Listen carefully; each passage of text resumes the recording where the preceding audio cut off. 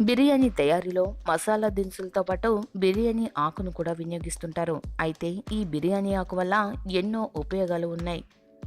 ప్రధానంగా మధుమేహం నియంత్రణలో ఉండడానికి బిర్యానీ ఆకు బాగా ఉపయోగపడుతుంది.